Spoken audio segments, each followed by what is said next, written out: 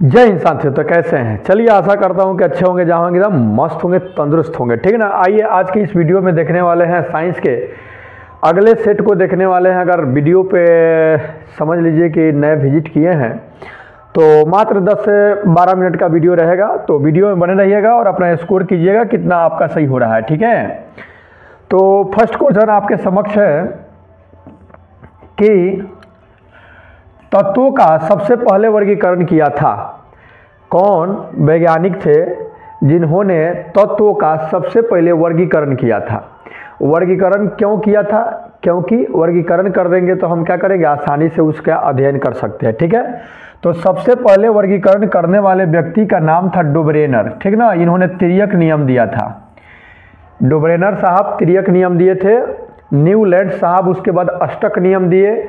उसके बाद अष्टक नियम के बाद समझ लीजिए कि आ गए आपका कौन आ गए, मेंडलीव आ गए। मेंडलीव के बाद उसके बाद आपका आधुनिक जो आवर्त सारणी का जो तत्वों का सजाया हुआ रूप है वो मोसले के नियम पर आधारित है, जो परमाणु संख्या पर है। मेंडलीव वाला परमाणु द्रव्यमान पर था। ठीक है। डोबरेनर का तिर्यक जो नियम था 3 गो, कोई लगातार तत्व लिया जाता पहले और दूसरे का औसत तीसरे के बराबर होता था उसके परमाणु द्रव्यमान का। ठीक ना। दूसरा क्वेश्चन है, वह सबसे छोटा कण जिसमें उस तत्व के सभी गुण वर्तमान होते हैं, मतलब मौजूद होते हैं, वो क्या कहलाता है? तो देखिए जी, परमाणु कहलाता है। कोई भी तत्व का उसका छोटा से छोटा टुकड़ा किया जाए तो वो परमाणु होगा। वो सब गुण मौजूद होगा उसमें जो उस तत्व का गुण होगा। ठीक है। किसी तत्व के गुणों को प्रदर्शित करता है। किसी तत्व के गुण को प्रदर्शित कौन करता है? वही चीज को घुमा कर पूछ दिया है, परमाणु क्रमांक या परमाणु संख्या। हैलोजनों में सर्वाधिक प्रभावशाली ऑक्सीकर्ता कौन है? हैलोजन में तो हैलोजन में फ्लोरीन है। आपका 6 गो है ना, क्लोरीन, फ्लोरीन, ब्रोमीन, आयोडीन। तो उसमें सबसे ऑक्सीकरण करता जो है फ्लोरीन है। ठीक ना। स्वर्ण किस पदार्थ में घुल जाता है? स्वर्ण यानी सोना जो होता है वो किस पदार्थ में घुल जाता है? तो एक्वा रेजिया में घुल जाता है। ठीक ना। एक्वा रेजिया में सोना क्या होता है? घुल जाता है। ठीक है। सिनेबार किसका खनिज है? सिनेबार किसका खनिज है या अयस्क है? ठीक ना। इसके जगह पर अयस्क दे देगा वो घबराइएगा, मतलब सिनेबार जो है वो पारा का है। मतलब पारा जो बनता है Hg मतलब हाइड्राजाइरम। ये जो Hg पारा का संकेत है, इसका लैटिनम हाइड्राजाइरम होता है। तो ये पारा जो होता है ना वो सिनेबार से बनता है। ठीक है। यूँ कहूँ तो रॉ मटेरियल उसका। पटाखों के फटने के बाद दिखाई देने वाला चमकीला रंग किसके कारण होता है? पटाखा जब फटता है तो उसमें चमकीला जो रंग जो दिखाई देता है वो स्ट्रांसियम के कारण होता है। स्ट्रांसियम के कारण होता है। ठीक है। किसके निष्कर्षण हेतु साइनाइड विधि प्रयुक्त की जाती है? साइनाइड विधि का प्रयोग करके कौन से पदार्थों का या तत्वों का निष्कर्षण किया जाता है? तो वो चांदी को साइनाइड विधि से क्या किया जाता है कि इसको निष्कर्षण किया जाता है, निकाला जाता है। नाइट्रोजन का विस्फोटक यौगिक है। नाइट्रोजन का विस्फोटक यौगिक कौन है? NCl3 है। NCl3 जो है नाइट्रोजन का ये विस्फोटक यौगिक है, ये विस्फोट करता है। हवा के वास्तविक जलवाष्प की मात्रा को कहते हैं। हवा की वास्तविक जो जलवाष्प की मात्रा है उसको क्या कहते हैं? तो परम आर्द्रता उसको बोलते हैं। ठीक है। परम आर्द्रता बोलते हैं। हवा के वास्तविक जलवाष्प की मात्रा को क्या कहेंगे? परम आर्द्रता। मानव निर्मित प्रथम रेशा था। मानव जो आर्टिफिशियल रूप से प्रयोगशाला में बनाया वो कौन सा रेशा था? तो याद रखिएगा, नाइलॉन था। ठीक है। नाइलॉन वो प्रथम रेशा था जो मानव ने बनाया। उसके बाद आपका कॉटन जो होता है, रुई जो होता है, कपास, ये सब तो प्राकृतिक है। 150 डिग्री सेल्सियस तक गर्म होने पर यूरिया देता है। यूरिया क्या देता है? तो वायुरेट देता है। क्या देता है? वायुरेट देता है। ठीक है। यूरिया को 150 डिग्री पर गर्म किया जाएगा तो वायुरेट देता है। रेडियोथेरेपी में उपयोग होने वाली नोबेल गैस कौन है? तो रेडियोथेरेपी में उपयोग होने वाली जो नोबेल गैस है वो रेडान है। ठीक है ना। Rn जो है रेडान है।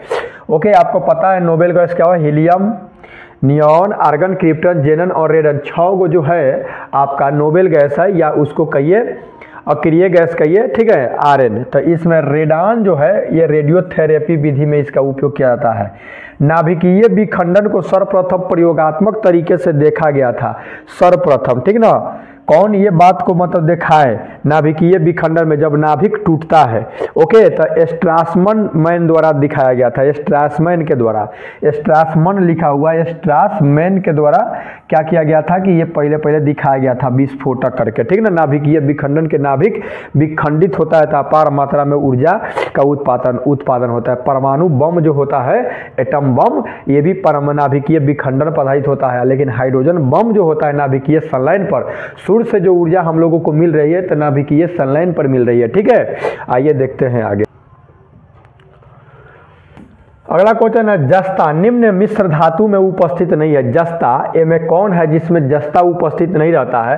तो देखिए कांसा जो होता है, ये कांसा में आपका जस्ता नहीं रहता है, ठीक ना। पीतल, गंध धातु और जर्मन सिल्वर में जस्ता का, जिंक का उपयोग किया जाता है, लेकिन कांसा में नहीं, ठीक है। निम्न में सर्वाधिक परिस्थितिक अनुकूल ईंधन कौन है? सर्वाधिक परिस्थिति, तो हाइड्रोजन जो है यह सर्वाधिक परिस्थितिक अनुकूल ईंधन है। ईंधन मतलब जलावन का समान है, ठीक ना, जिससे जल करके ऊष्मा उत्पन्न करे।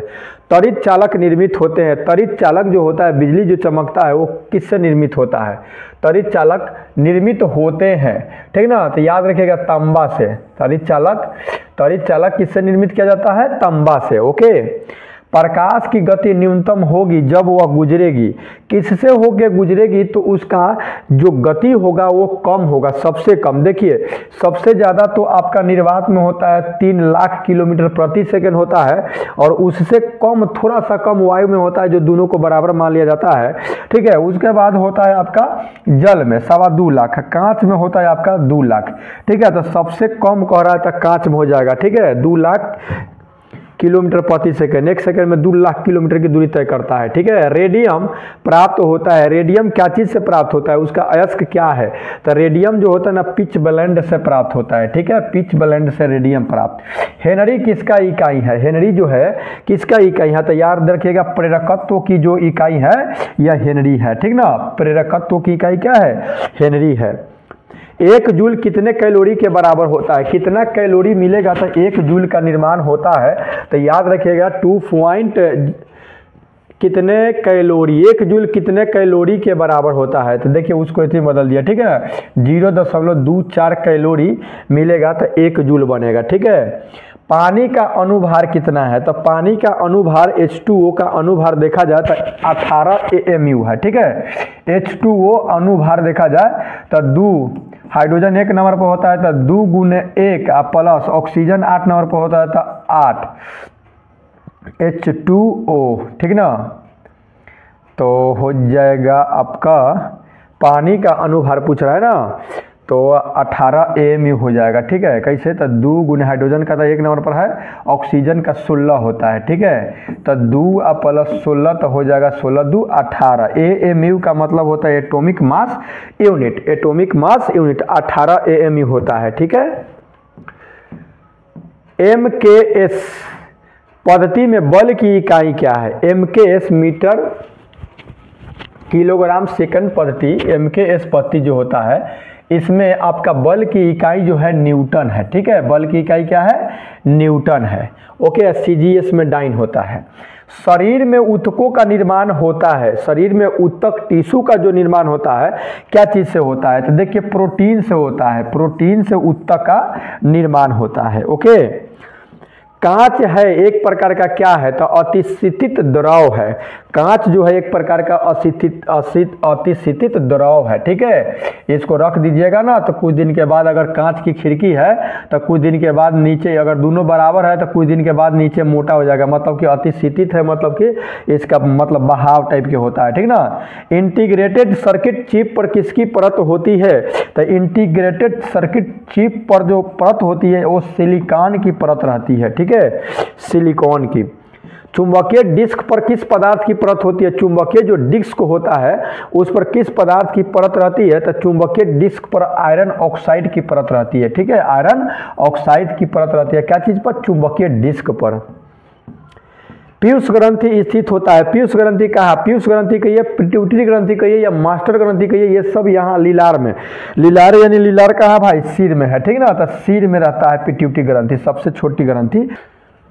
अगला क्वेश्चन है, विटामिन ई की कमी से होता है, विटामिन ई की कमी से नपुंसकता होगा, ठीक है, नपुंसकता होगा, जनन क्षमता की कमी हो जाएगा, विटामिन ए की कमी रहेगा तो। ओके, प्रति सेकंड एक रेडियम कितने आरपीएम के बराबर होता है? प्रति सेकंड एक रेडियम जो होता है कितने आरपीएम के बराबर होता है रेट पर जी? 9.549 के होता है, 9.549 के होता है बराबर, ठीक है।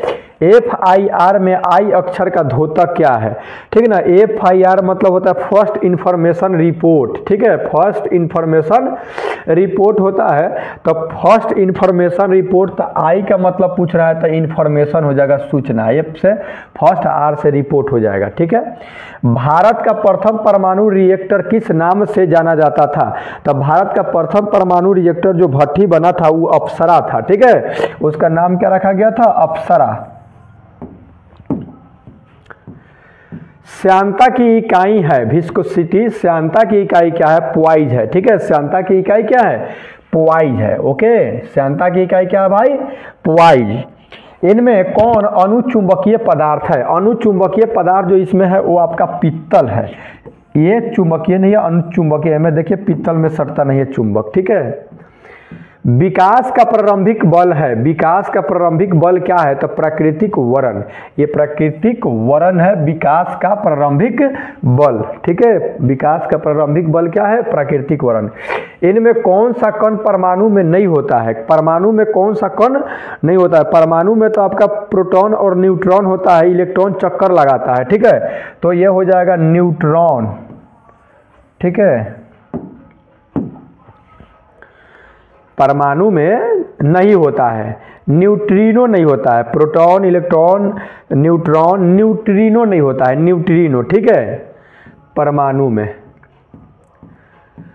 डायनेमो का सिद्धांत आधारित है, जो डायनेमो जो होता है वो किस सिद्धांत पर कार्य करता है? ये क्या करता है?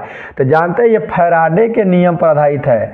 डायनेमो जो होता है जिस पे पानी गिरता है, डायनेमो घूमता है तो बिजली बनता है, यह फैराडे के नियम पर आधारित है, याद रखिएगा। आइंस्टीन समीकरण E बराबर mc² में C क्या दर्शाता है भाई? तो C जो दर्शाता है ये प्रकाश के वेग को दर्शाता है, ठीक है, C जो है वो प्रकाश के वेग को दर्शाता है। ओके, एक लास्ट क्वेश्चन और हम लोग देख ले, लास्ट है सेकेंड एंड लास्ट क्वेश्चन। प्रथम बार मंगल ग्रह पर उतरने वाला अंतरिक्ष यात्री कौन था? प्रथम बार अंतरिक्ष यान कौन था? ठीक ना, प्रथम बार मंगल ग्रह पर उतरने वाला अंतरिक्ष यान जो था ना, पाथफाइंडर था। पाथफाइंडर प्रथम अंतरिक्ष यान था जो कि मंगल ग्रह पर उतरा था। Okay, third and last question था। अबे क्वेश्चन तो भी है, 1 पाउंड में कितना औंस होता है? 1 पाउंड में कितना औंस होता है? कितना औंस से मिलकर 1 पाउंड बनता है? तो 16 औंस मिलता है तो 1 पाउंड बनता है, ठीक है। 1 लीटर बराबर कितना गैलन होता है? देखिए इंपॉर्टेंट है, 1 लीटर में कितना गैलन? 0.2642 गैलन होता है, 0.2642 गैलन, 2642 जो आपका मिलेगा गैलन, तो क्या होगा कि 1 लीटर होगा, ठीक है। द्रवों की श्यानता को मापने वाला यंत्र कहलाता है, द्रवों की श्यानता को मापने का विस्कोमीटर। विस्कोमीटर क्या होता है कि द्रवों की श्यानता को मापने वाला यह यंत्र है, ठीक है। तो मेरे प्यारे ये था आपका 42 क्वेश्चन। ओके, तो अच्छा से इसको एक आध बार देख जाइए, ये आपका अपना हो जाएगा, बहुत ही इंपॉर्टेंट है। आप किसी भी एग्जामिनेशन में आप देख सकते हैं, इससे क्वेश्चन आपको पूछता है। तो मिलते हैं नेक्स्ट वीडियो में, तब तक इजाजत, take care and goodbye. Video कैसा लगा अपने प्रतिक्रिया कमेंट बॉक्स में जरूर दे। ओके।